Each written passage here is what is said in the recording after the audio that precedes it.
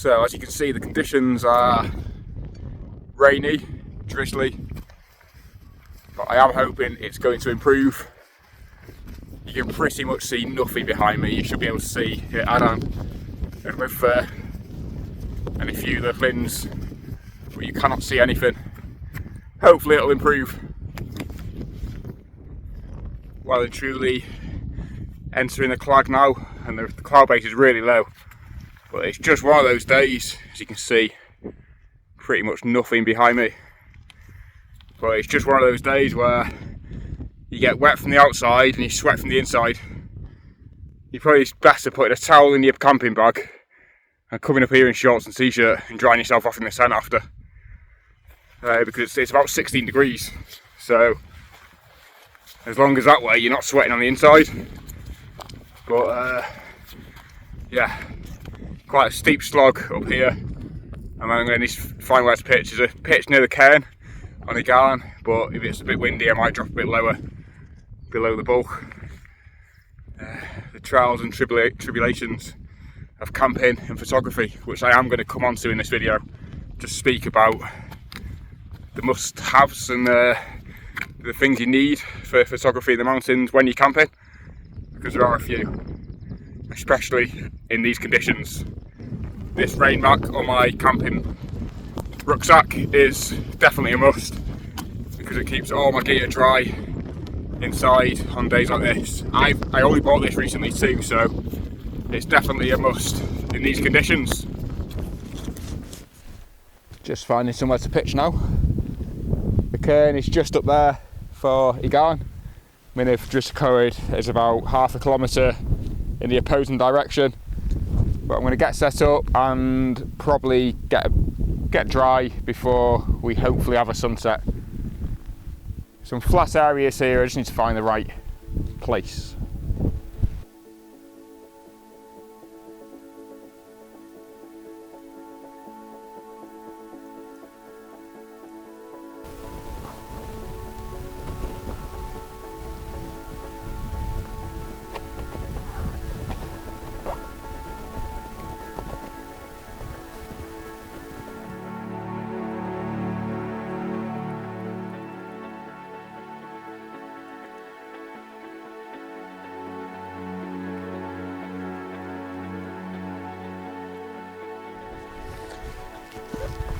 I've just had to leave my tent. It's pretty much set up, but the cloud is clearing, and every now and again Nantlle Ridge is opening up, and it looks pretty beautiful because you've got layers of jagged rocks. It looks amazing, almost like the Dolomites when you've got cloud layers in between each ridge. So I've just shot that, kind of like panic mode while I was setting my tent up. But yeah, it's cleared nicely, and like I said, there's sea fog coming in, so there's like a lot of mist coming in, and we could get inversion conditions. I suppose it's not inversion, it's more dictated by the coastal clouds, but if it comes in, it could be really nice. Redwith might open up as well, it might peek its head above the clouds, so yeah, it looks incredible. Plenty of opportunities up here.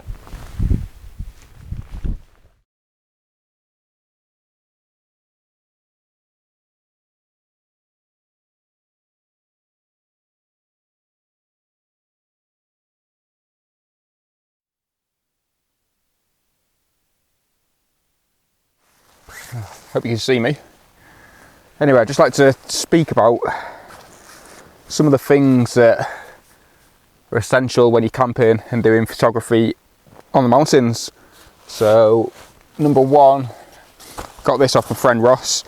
It's a Peak Design hip bag, and it's pretty amazing because I can put all my camera gear in here, tie it around my waist, and it frees up a lot of room in my camera bag. Not only that, because sometimes you find images en route on the trail before you get to the summit, and you want quick and easy access to your camera. This is perfect. Get your camera out, take your image, and you can fit an extra lens, a few batteries, lens cloth, and just a few extra essentials.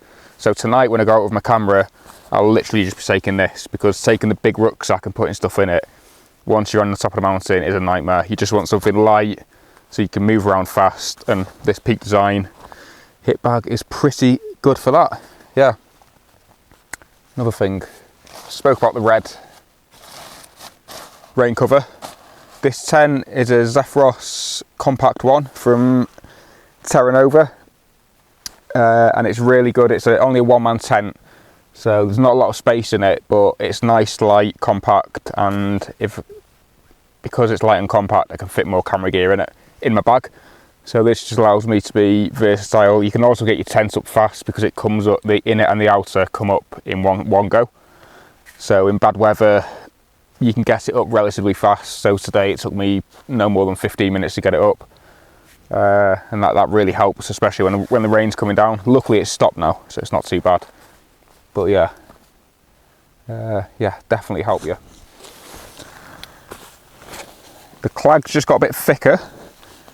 So it did forecast around 7 o'clock. It was going to go grim again, and then hopefully 8 o'clock it'll go nice. Anyway, another thing, and this is only something I've only been doing recently, is putting stuff in their separate bags. So got this condensed dry bag here, and that's got all my clothes in, gloves, hats, jumpers, socks, underwear, all that. So everything stays nice and dry in this. So before I go to bed tonight, I've got dry clothes, and you might think, how does that affect your photography? It means you're getting up in the morning. If you're dry, you're up and ready to go. You want to get out. Sometimes when you're wet and cold, you just want to stay in your tent. But if you've got nice dry clothes to put on, you're up for sunrise. Gives you more emphasis to get up. Also, I've got my electrics. This is actually this. Oh, the tent's just moved. Sorry. Hope you can see me. Yeah, so this is actually the bag for my ground mat, but I've put all my electrics in this. So all my spare batteries, power banks, everything like that, and it's just easier to locate stuff, because if you've got everything and you just shove it in your bag, any old place, it can be a nightmare. And it's amazing how you can lose things fast in a small condensed area. So having everything in bags really helps. Obviously you've shown a Peak design one, so that's got all my camera stuff in, and I've got 2 separate compartments in my actual rucksack, one just for food and one literally just for toiletries, bags, tissues, wet wipes and stuff like that. So they're in their own separate areas, and that really does help keep everything organised. Oh, it'll be really nice if this cloud clears and we get a nice sunset here on Again. It looks like it could do. Anyway, another thing is I've got my big Benro tripod at home, but I've got this travel tripod here, and it weighs nothing, and it's really light, and you really want to reduce your pounds when you're camping and doing photography. So the less weight you take in, the easier it is to get up the hills. I know people who've had really heavy packs, and it can ruin your back sometimes. It really can. The only thing with this travel tripod is, because a lot of my mountain images I like to get low, and obviously you got the centre column, and that's just it's a bit of a nightmare. So I kind of have to go slightly low like that. But sometimes I want to be literally on ground level to emphasise the foreground, and you can't do it with this.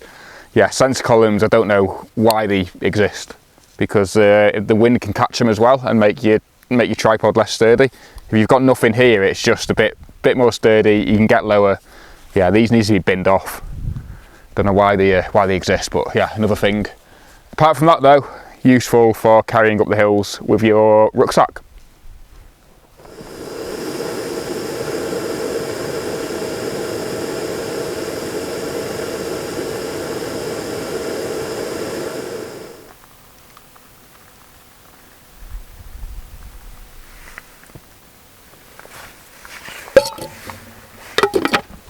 This is more to do with logistics, but if you can find a pitch next to some rocks or big boulders, or even better, a summit shelter where you've got kind of seats made up for you, it's perfect, because you can do all your cooking and stuff outside, especially if the weather's nice or settled. I wouldn't say it's nice, but it's settled at the moment, because it can be a nightmare in a one-man tent, cooking and doing everything in there. because you have less room for manoeuvre. So that probably is one disadvantage, but if you can do it out here, then it's perfect. You can chill out, eat, and yeah.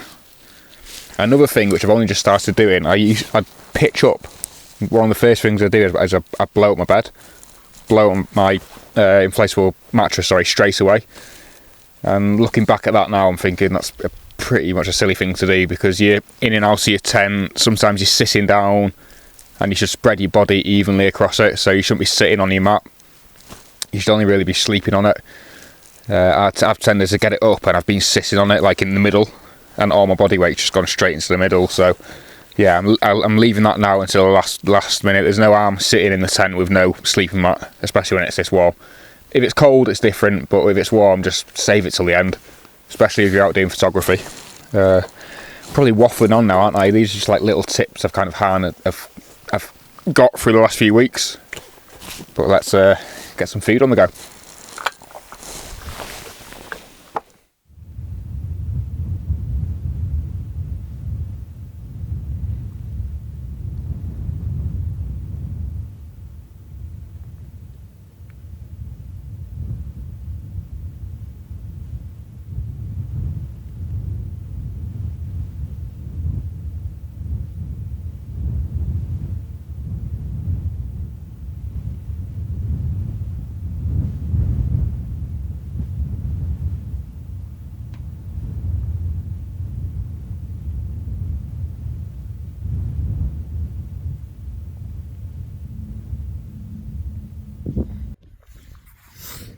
Right, so I've just come off the ridge, but I've got these amazing pinnacles that are kind of looking over towards Nantlle, but you can't see the mountain, so it's just the pinnacles being silhouetted.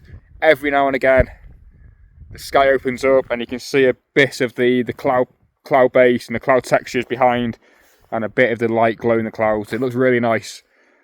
Anyway, I hope you like the image. I'll show you that now. But yeah, I really do like it. You've kind of got the separation between the sunlight and hope, and below the cloud base you've got the dark brooding rocks. So a bit of a contrasting image. Anyway, here it is.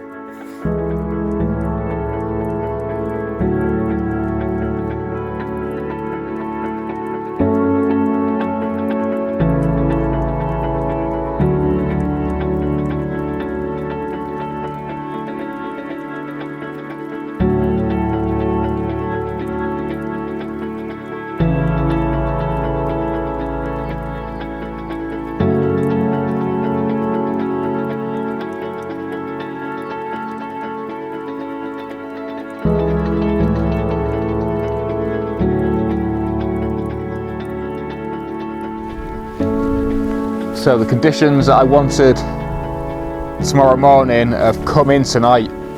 We're in the cloud for about 2 hours, and they've dropped and they're breaking up over to Erdwiffer, and you can't see any of those peaks, but Pinnacles is coming out of the clouds, so nice.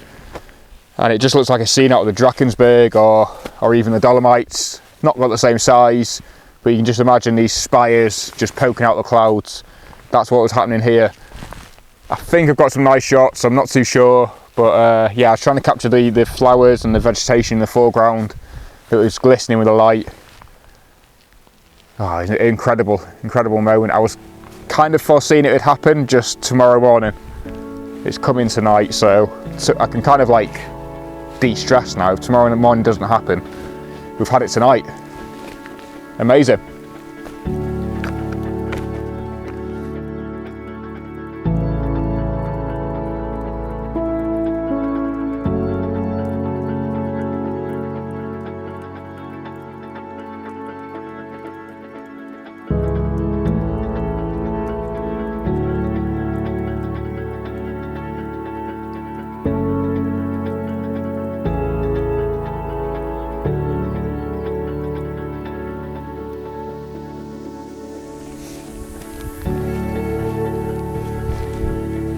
I've come pretty much to where I'm camped to see. I think the sun's going to make one last breakthrough, but I've got these crags that go straight down. There's about a 200-300 metre drop straight down there, with Nantlle behind.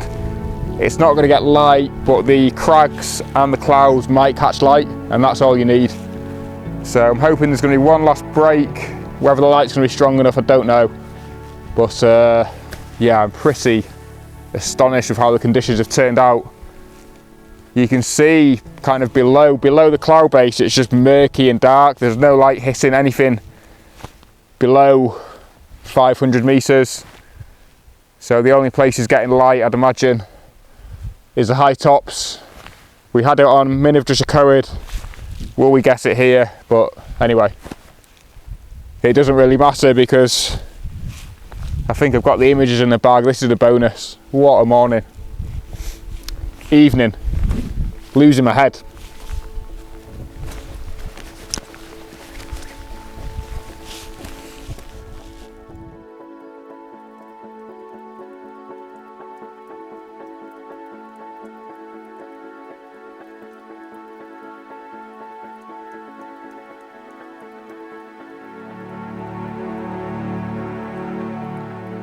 Good morning.